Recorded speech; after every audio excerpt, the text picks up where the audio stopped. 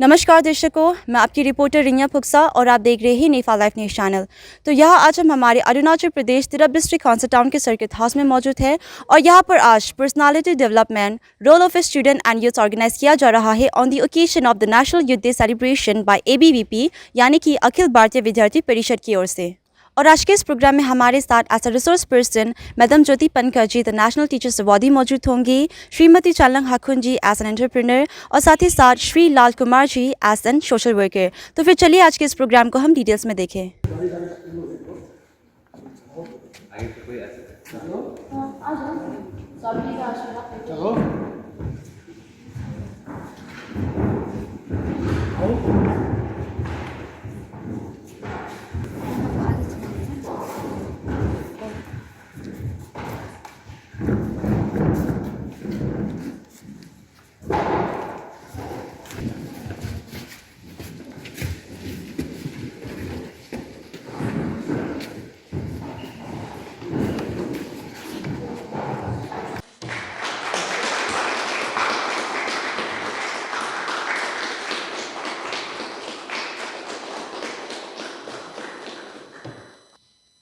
आप हैं श्रीमती ज्योति पनका जी। आप वासाथोंग बस्ती के रहने वाली हैं। आप गवर्नमेंट हायर सेकेंडरी स्कूल डिमाली में PGT शिक्षक के रूप में कार्यरत हैं। आपने अपनी शिक्षा BA, MA, BEd political science में किया है और आप नेशनल टीचर्स अवार्डी हैं। आप CNC स्पाइसी होममेड पिकल के फाउंडर हैं।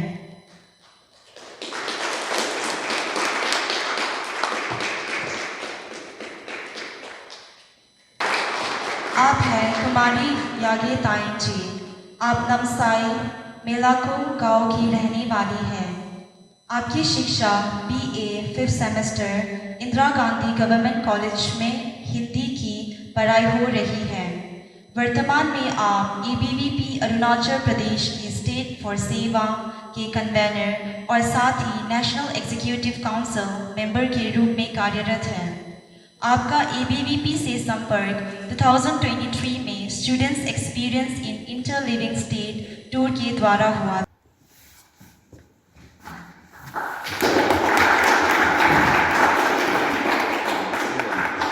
माननीय श्रीमती ज्योति पनकाई जी, श्रीमती चालंग हाकुन जी, श्री लाल कुमार जी, कुमारी यागे ताइंग जी, उपस्थित सभी छात्र और कार्यकर्तागण को मेरे तरफ से प्यार भरा नमस्कार। और हम लोग का इनकम जो है वो कम है और एक वजह है कि अभी ठीक है पढ़ाई कर रहे हैं। आप लोगों को भी सामने है कि घर में बड़ा दीदी है, बड़ा भैया है, वो पढ़ करके भी बैठा है, उसका कोई नौकरी नहीं है, तो क्यों हम पढ़ेगा? हम पढ़ करके नौकरी मिलेगा नहीं मिलेगा तो हम क्यों पढ़ेगा? इस तरीके से भी एक सोच आप लोग के अंदर में आ जाता होगा या आता होगा। फिर भी है कि टीचर लोग अपना समय पे समय पर करो, ये करो, वो करो, ये मेरा तरफ से है जो एक अपने बच्चों के लिए एक एक्सपेक्टेशन होता है कि तुम पढ़ो लिखो, ये जॉब लो, वो जॉब लो, उस लाइन में जाओ, इस लाइन में जाओ। लेकिन फिर भी मैं लास्ट में ये बोलती हूँ, लेकिन तुम क्या हो ये तुमसे बेहतर मैं भी नहीं जानूंगी, आपके पेरेंट्स भी नहीं जानेंगे कि आप क्या कर सकते हैं। नहीं हो तो यूथ क्या है? उस बीच में जो एक स्टेज है दैट इज अ यूथ। तो यूथ क्या होता है? सबसे जो जिस स्टेज में सबसे ज़्यादा ऊर्जा जिसको होती है, ठीक है नहीं, वो स्टेज होता है यूथ। जैसे कि वी कैन से अभी आप वो स्टेज पे आ रहे हैं, कुछ आप में से अभी बच्चे हैं, कुछ वी कैन से कि वो यूथ का स्टेज तक वो पहुंच चुका है। तो यूथ क्या होता है? सबसे ज़्यादा जिसमें पावर होता है, शक्ति होती है, ऊर्जा होती है, बल होती है, उसको बोला जाता है यूथ, ठीक है नहीं। और देश भर में इनफैक्ट पूरा वर्ल्ड में इंडिया में जो पॉपुलेशन है वो सबसे ज़्यादा जो यंग का जो पॉपुलेशन होता है वो इंडिया में ही है। अब तो not only the young population लेकिन एंटायर वर्ल्ड में इंडिया पॉपुलेशन में नंबर 1 हो चुका है, ठीक है नहीं। Now may I request Mr. Ranglin Nokbi to deliver a word of thanks. Filled with opportunities. On the National Youth Day, may we stay motivated and work fearlessly towards our dreams. Thank you. Hello ma'am, सबसे पहले तो मैं आपको हमारे इस नेफा life news channel में आपका स्वागत करना चाहती हूँ। एंड मैम, जैसे कि आप हमारे नेशनल टीचर्स अवार्डी रह चुकी हैं और आप इस प्रोग्राम में जो ABVP वालों ने ऑर्गेनाइज़ करवाया है पर्सनालिटी डेवलपमेंट, इस प्रोग्राम में आप एक रिसोर्स पर्सन बनकर आई है, तो इसके बारे में आप क्या कहना चाहेंगी? Okay, thank you so much. सबसे पहले तो मैं ABVP का तहे दिल से आभारी व्यक्त करना चाहती हूँ कि मुझे उन लोगों ने इस लायक समझा कि आज के इस personality development specially Swami ji के बर्थडे नेशनल यूथ डे के दिन पे मुझे एज ए रिसोर्स पर्सन बुलाया है और मुझे तिरप के बच्चों के साथ मतलब उनके यंग माइंड्स के साथ में इंटरेक्ट करने का मौका मिला। तो I am very very thankful to the ABVP, the entire organising committee, so thank you so much for that. Okay, thank you, ma'am. And ma'am, according to you, what does exactly the word youth means to you for the society? As I said in the program also, youth का मतलब होता है वो stage जिसमें सबसे ज़्यादा ऊर्जा होती है, यानी कि एक ऐसा हम बोल सकते हैं कि एक ऐसा पीरियड होता है जिसमें अगर वो चाहे तो कुछ भी कर सकता है। जैसे स्वामी जी भी अपने यूथ्स के ऊपर बहुत भरोसा करता था और उसने कहा था कि my fate is in the younger generation, the modern generation, out of them will come my workers. तो मैं भी ये मानती हूँ कि जो युवा होते हैं वो सबसे ज़्यादा शक्तिशाली होते हैं, वो एक इनसे द स्ट्रॉन्गेस्ट प्रेशर ग्रुप भी होता है जो समाज के सुधारक में और इनफैक्ट समाज के कंट्रीब्यूशंस में बहुत ज़्यादा योगदान दे सकते हैं। ज़रूरत बस वही है कि उन्हें अपनी शक्ति के बारे में पहचान होना है और एट द सेम टाइम वो धीरे धीरे करके छोटे छोटे से चीज़ों से शुरुआत करके समाज के भलाई के लिए अपना योगदान दें। तो उसके लिए मैं चाहूँगी कि जितने भी यूथ से आप लोग आगे आइए और तिरप ज़िले को डेवलप करने में, उसको और आगे बढ़ाने में इस तरीके की ऑर्गेनाइजेशंस का साथ दीजिए। या thank you ma'am. And ma'am, अभी एग्ज़ाम्स चल रहा है class 10 and 12, their board exam. तो अभी मोस्ट ऑफ द स्टूडेंट्स क्या होता है कि उन लोगों को नहीं पता चलता कि उन्हें क्या स्ट्रीम लेना है क्लास 10 के बाद में एंड 12 के बाद में उन्हें क्या करना है अपना करियर को लेके। वो बहुत ही ज़्यादा डिप्रेस हो जाते हैं एंड यहाँ पे सही गाइडेंस नहीं मिल पाता है उन्हें। तो उन्हें आप क्या एडवाइस देना चाहेंगे एंड आप उस बच्चों से क्या कहना चाहेंगी? ओके, कैरियर काउंसलिंग तो वैसे एकदम अलग डिपार्टमेंट होता है, लेकिन फिर भी जितना मेरा नॉलेज में है मैं वो हिसाब से कुछ थोड़ा बताना चाहूँगी। स्पेशली क्लास 10 के बाद में जब बोर्ड एग्ज़ाम्स देते हैं तो 3 स्ट्रीम होता है। एक ही होता है आपका ह्यूमैनिटीज़, साइंस और कॉमर्स। तो कई बार बच्चे क्या करते हैं कि दोस्तों की इन्फ्लुएंस की वजह से और पेरेंट्स के दबाव की वजह से वो अपना स्ट्रीम चुनता है। तो मैं आप लोगों से यही कहना चाहूँगी कि आप उसी स्ट्रीम को सेलेक्ट कीजिए जिसमें आप इंटरेस्ट है। कई बार बच्चे क्या करते हैं कि मार्क्स के बेसिस पे भी वो बोलते हैं कि जिसमें मार्क्स ज़्यादा आएगा मैं वो स्ट्रीम को चुनूँगी, लेकिन अक्सर ऐसा नहीं होता है। आप कई बार क्या होता है कि क्लास 10 में मान लीजिए आपने अच्छा मार्क्स लेकर आया, आपने साइंस ले लिया, फिर कॉमर्स ले लिया या फिर ह्यूमैनिटीज़ कोई भी आपने ले लिया, बाद में अगर आप उसके ऊपर इंटरेस्ट नहीं होगा तो फर्दर उसको आप कंटिन्यू नहीं कर पाते। तो इसलिए सबसे इम्पॉर्टेंट आपको अपना खुद का इंटरेस्ट कहाँ है वो चीज़ में आपको जानना है। दूसरा चीज़ ये है कि आप जिस स्ट्रीम को चुनेंगे फ्यूचर में जाकर आप कितना उसको आप जस्टिफाई कर सकते हो, उसके साथ आप ऑनेस्टली कितना डील कर सकते हैं, उस चीज़ को थोड़ा सा सोच समझ के ही स्ट्रीम चुनिए। And eight the same time जो ऑलरेडी इस फील्ड में जो माहिर है आप बड़ों का गाइडेंस भी ले सकते हैं। एंड देन क्लास 12 के जो बच्चे हैं मैं उनसे भी यही कहना चाहूँ, क्योंकि 10 के बाद तो आपको स्ट्रीम आप सेलेक्ट कर चुके होते हैं, तो आप जब 12 जब पास आउट होता है तो आप उसी स्ट्रीम को फर्दर और आप आगे लेकर जाते हैं। तो उसमें भी लेकिन वही होता है, आजकल सबसे पहले क्या है CUET exam is compulsory. Last time भी मैंने देखा था कि बहुत सारे बच्चे CUET एग्ज़ाम्स को नहीं देते हैं, जिसके वजह से कॉलेज में एडमिशन्स पे काफ़ी प्रॉब्लम हुआ। तो लास्ट टाइम तो RGU की तरफ से CUET को थोड़ा कंसिडरेशन दिया गया था, लेकिन इस बार ये स्ट्रिक्टली नोटिफिकेशन ये दिया गया था कि आने वाले समय से CUET का एग्ज़ाम्स कंपलसरी होगा और उसी बेसिस पे बच्चों का कॉलेज में एडमिशन होगा। तो सबसे पहले क्या है, जब CUET का जब एडवर्टाइजमेंट आएगा तो आप CUET को फिलअप करके उसके एग्ज़ाम्स को ज़रूर दीजिएगा। देन सेकेंडली जब आप जैसे मान लीजिए फर्दर जब आप पढ़ाई को और आप आगे लेकर जाते हैं, जैसे मैं बेसिकली ह्यूमैनिटीज़ बैकग्राउंड की हूँ, तो मैं आर्ट्स के बारे में अब ये कहना चाहूँगी कि उसमें भी आप कॉलेज में जाते हैं तो अलग अलग पेपर हो जाते हैं। आप पॉलिटिकल साइंस हो गया, हिस्ट्री हो गया, ज्योग्राफी हो गया, इंग्लिश, हिंदी अलग अलग होता है।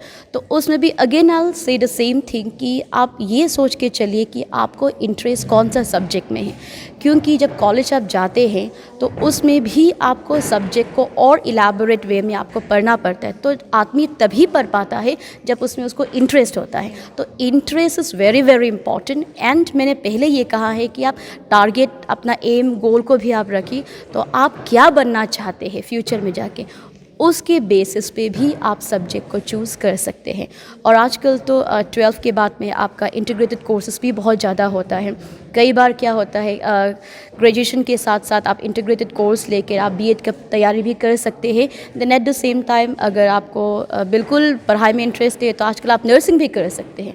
तो ऑप्शंस बहुत ज़्यादा, स्कोप बहुत ज़्यादा है। बस ज़रूरत क्या है कि आपको थोड़ा सा छानबीन करना है कि आगे जाकर आप क्या कर सकते हैं। एंड देन उसके बाद में क्या होता है, जैसे आज का एक बहुत इम्पॉर्टेंट और एक सेशन था जिसमें आपका एंटरप्रेन्योर को बुलाया गया है, श्रीमती सिहाकुन मैडम को। तो उसमें भी कई बार बच्चे क्या होते हैं कि वो ड्रॉप अप हो जाते हैं, फिर 12th के बाद में किसी फाइनेंशियल प्रॉब्लम्स की वजह से वो फर्दर स्टडीज़ नहीं कर पाते हैं। तो आज मैं ये कहना चाहूँगी कि सिर्फ जॉब पर ही डिपेंड नहीं होना। ऑब्वियसली फर्स्ट आप बड़ा आदमी बनिए, वो तो बहुत अच्छा है, बट सेकेंड थिंग आप ये कर सकते हैं कि आप एंटरप्रेन्योर लाइन को भी आप चूज़ कर सकते हैं।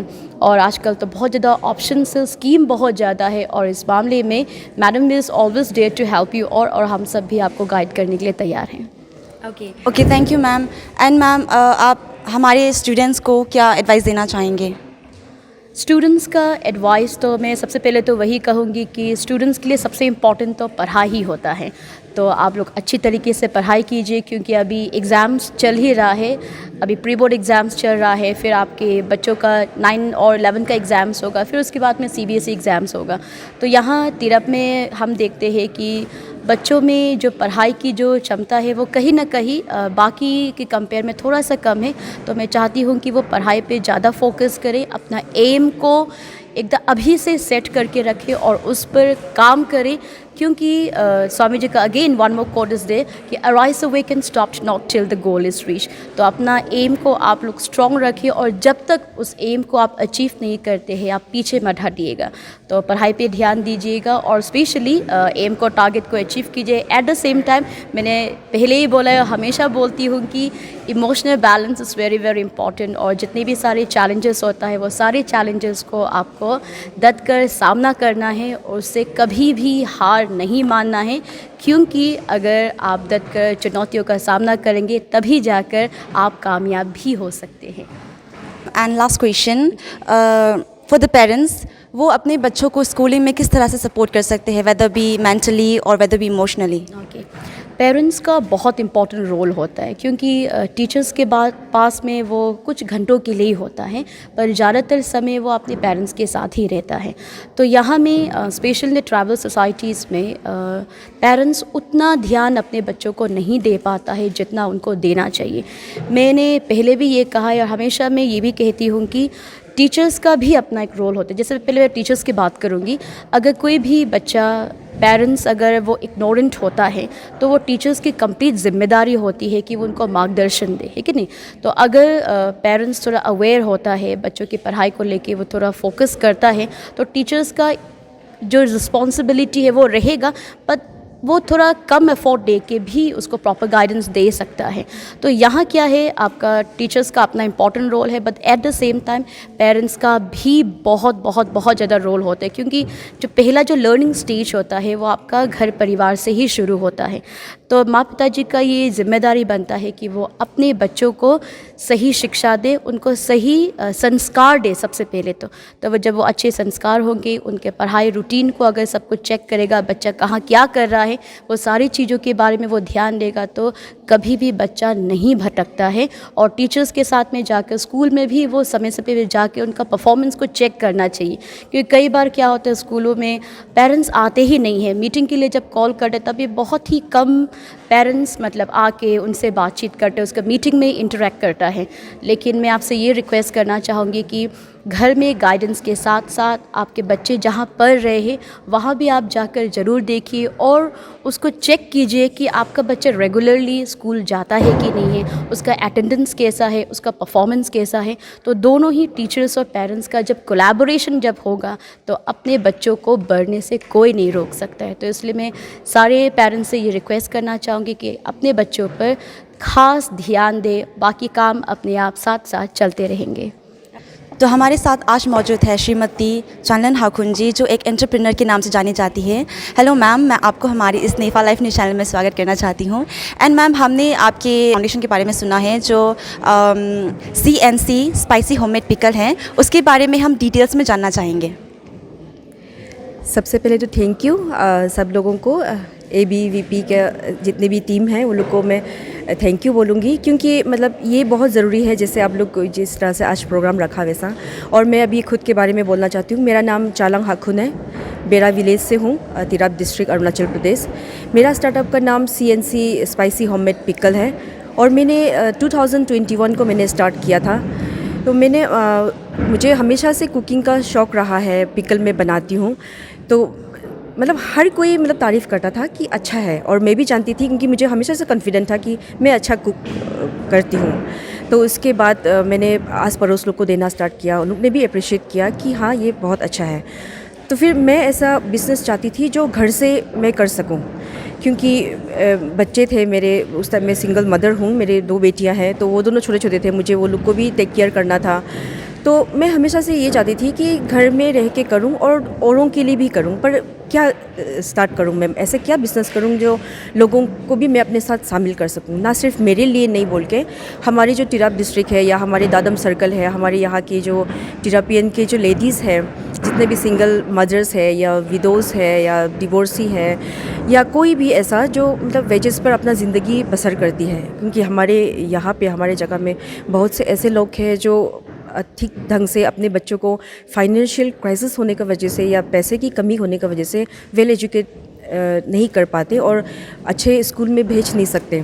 तो उन लोगों को लेके हमेशा से मैं सोचती थी कि मुझे कुछ करना है, पर क्या करना है एग्जैक्टली वो मुझे नहीं पता था।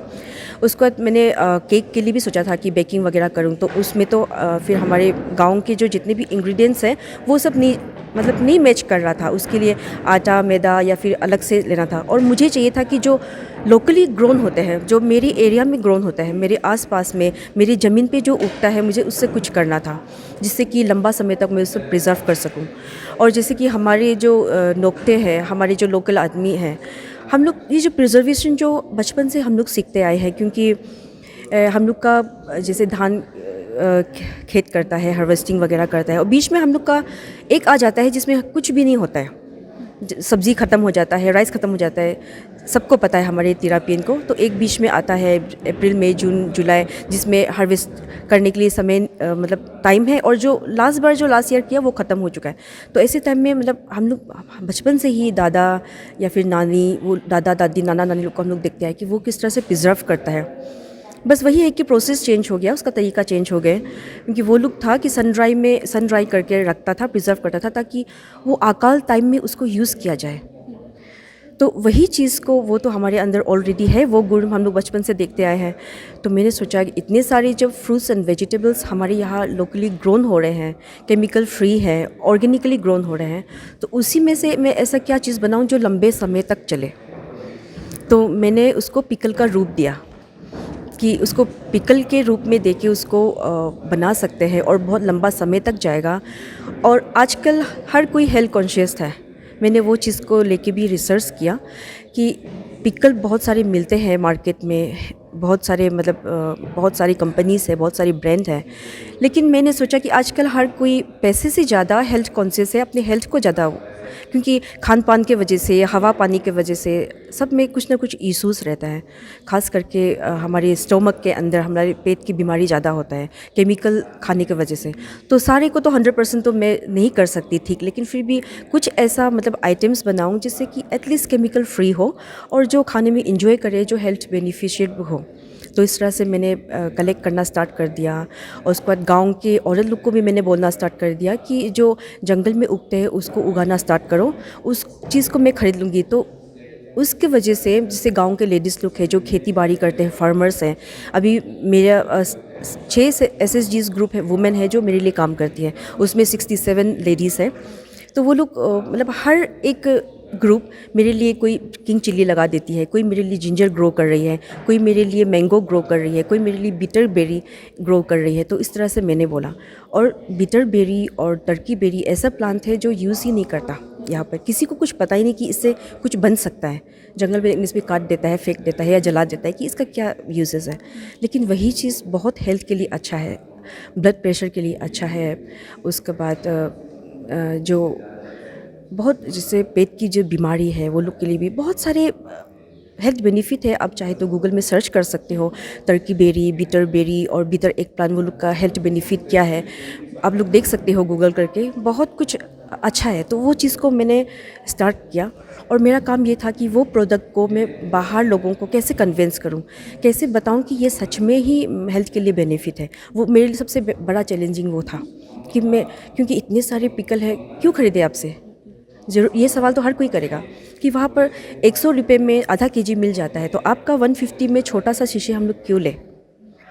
तो मैंने रेट को लेके भी पता किया है, जो होममेड पिकल करके जैसे तिनसुकिया डिब्रूगढ़ में भी मैंने देखा है, जो जैसे बेचते हैं होममेड पिकल बोल के, तो उसका 100 ग्राम में 100 रुपया है। मैंने 200 ग्राम में 170 करके मतलब रीजनल प्राइस उसका लगाया। तो इस तरह से अभी मैंने 2 स्टाफ के साथ मैंने स्टार्ट किया था, 2 लेडीज़ थी मेरे साथ। अभी मेरे पास 4 स्टाफ है, वो लोग कर रही है और वो लोग भी बहुत खुशी है। और ये वो लोग लेडीज़ है जो वेजेस पर अपना ज़िंदगी बसर करती है, उन लोग का कोई पढ़ाई लिखाई नहीं, कोई कुछ नहीं। और जब जैसे जैसे बिज़नेस बढ़ेगा, मैंने जो यूथ्स है जो ड्रॉप आउट कर चुके हैं या क्लास 10 पास कर चुका है और ऐसे बैठे हैं, वो लोग का भी काम आएगा।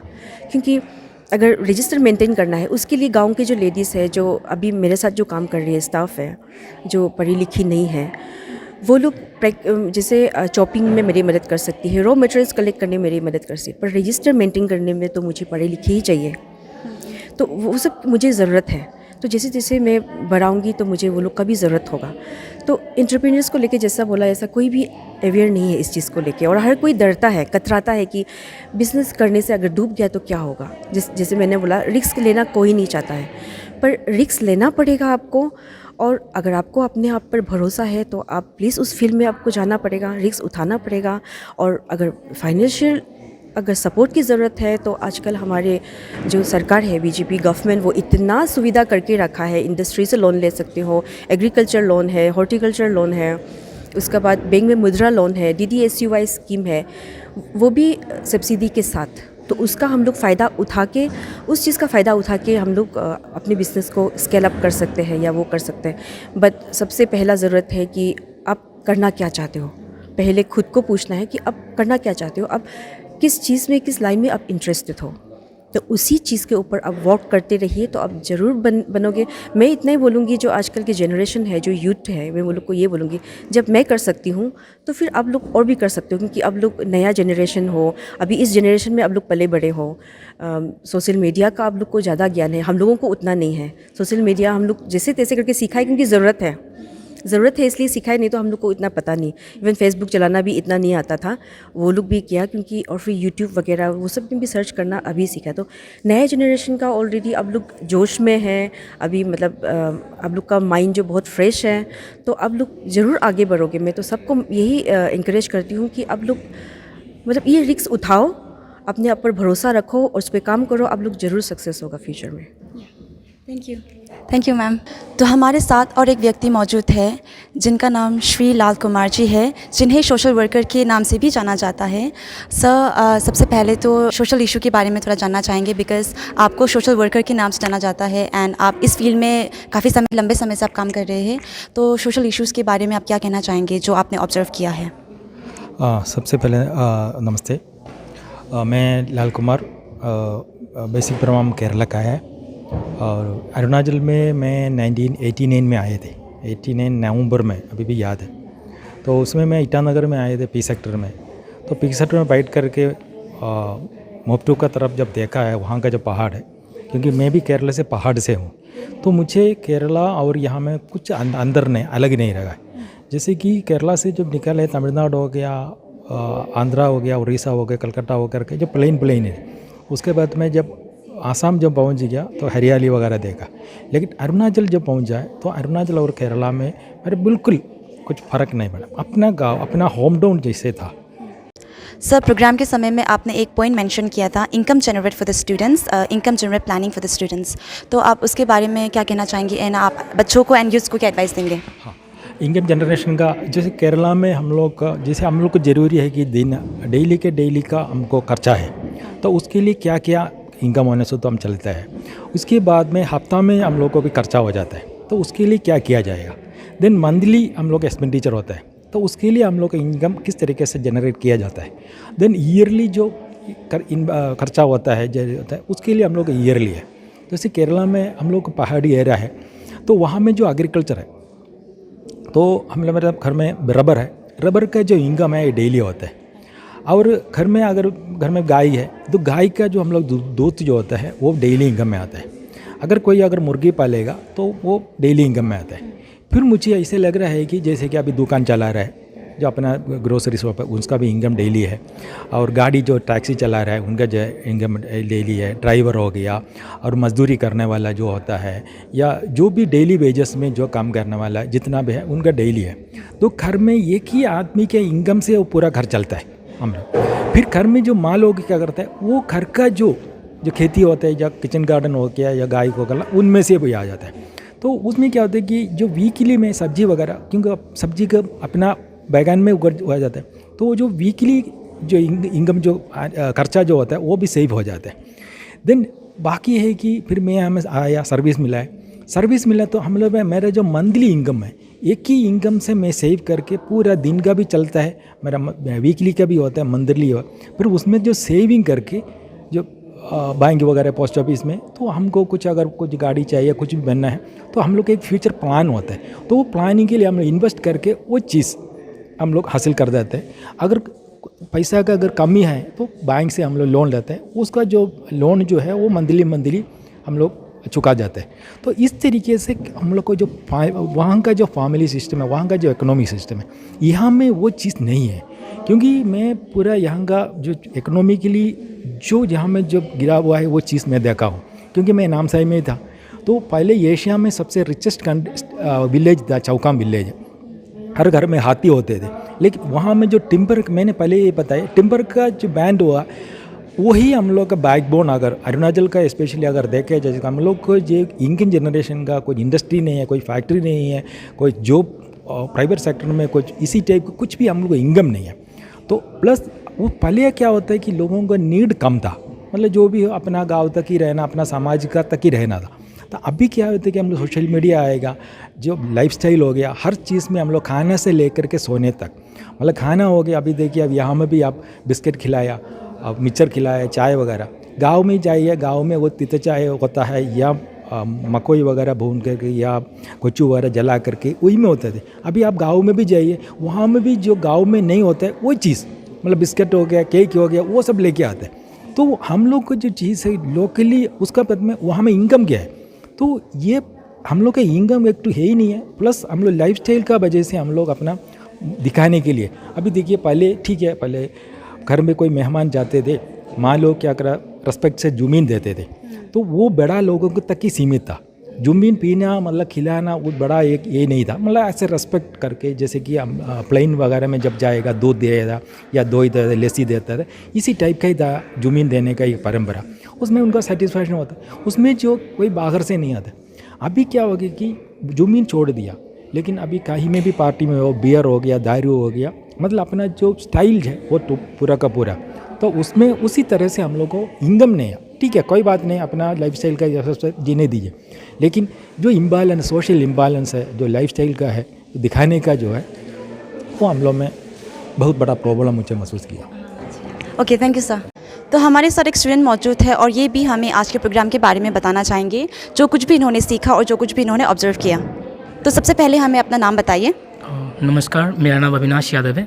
हम गवर्नमेंट हायर सेकेंडरी स्कूल में पढ़ते हैं और आज का प्रोग्राम जो हमारे ABP जो कंडक्ट करवाए थे वो उनका तरफ से बहुत अच्छा गया और मुझे हम सभी को सीख मिला है कि कैसे कैसे हमारे आगे बढ़ना चाहिए। जिस तरह से अभी जनरेशन है और जिस तरह से हम जनरेशन का हम भी एक हिस्सा है और हम भी एक यूथ है, उस तरह से हम लोग काफ़ी सीख मिला है। इस आज का प्रोग्राम में हम लोग जाने कैसे बिजनेस करें, कैसे स्किल को कैसे डेवलप करें, और उसमें हमको एक चीज़ तो सीख ये मिला है कि हम लोग को सोसाइटी का साथ आगे बढ़ना चाहिए।